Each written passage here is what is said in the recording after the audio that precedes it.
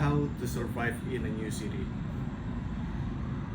When I first moved to the city and could afford a 3-meter square room, what I mean is I'm okay to clean my filthy shared toilet every time my neighbor has to rush to work and forgot to flush, especially the grumpy energy from 3 hours unpaid overtime every day and 3 more unpaid leaves every time she calls in sick. When I first moved to the city, I felt sick too, but I promised myself this is an invitation to a new self-portrait. I picked the city because people told me Bali is a safe island for the gays. I wasn't out and spent my first year trying to figure out who am I going to tell first. My work colleague, someone on the apps, my family, or maybe a random ibu-ibu angkringan on. I'm not even sure how to start. Maybe by saying, hi, I'm gay. No, that's weird. I wasn't sure, but I was still happy and felt like I had hope. When I first moved to the city and could afford a 3-meter square room, for the very first time in my life, I can lock myself in. Looking at the banana trees and blue sky through my window to calm myself to recover from a very unprofessional judgmental therapy sessions that could go on for hours about how I have to invest in a building, they call it as a house or sometimes home.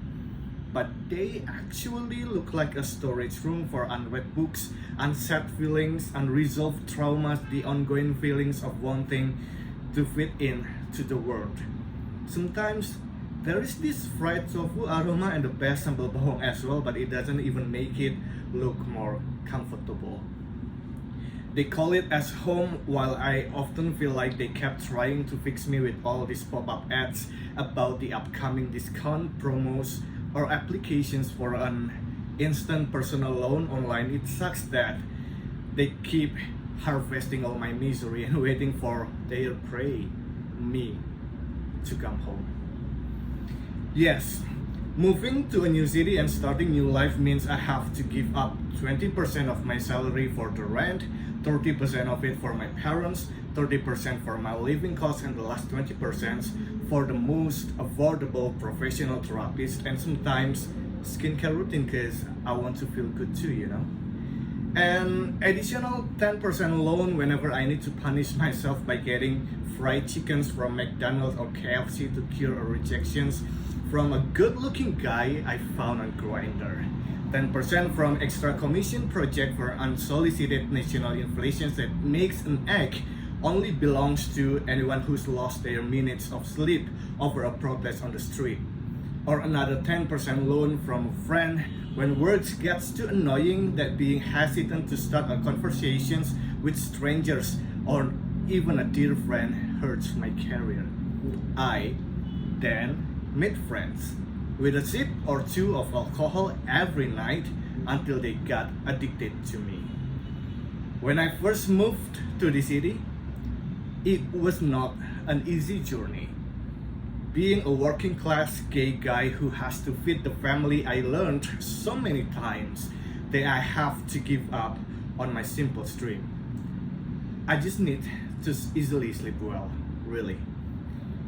Being a working class gay guy who has to feed the family and keep experiencing heartbreaks, I learned that a good sleep is nearly impossible. Wondering why I felt so tired after work and spent 6 hours screen time to answer why seeing my face in the mirror seems like a satirical joke, why my dinner always tastes like depressions, why laying down in my bed feels like failure. I sing out loud in the shower, emptying whatever inside until I have no stomach for another day. These anxieties of having to face another 24 hours will make me feel even more tired. It's usually easier to get me to sleep when I'm extremely exhausted.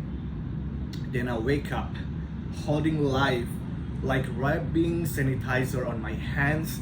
When everything's done, it disappears within a second. When I first moved to the city, I wasn't so sure how I can have everything done. Once I got up, looking at the banana trees and the gray skies through my window. I guess Ubud is a Pisces for its unpredictable thunderstorm emotions. Anyway, I was standing there asking myself what I've been looking for. I unpacked all the forgivenesses I learned from my mom. I unpacked all the solidarity I collect from my friends. I unpacked all the memories I preserve with them. I unpacked all the things I took for granted. When I first moved to the city, I felt like I'm the most free person I've ever known. And for that hope, I survived.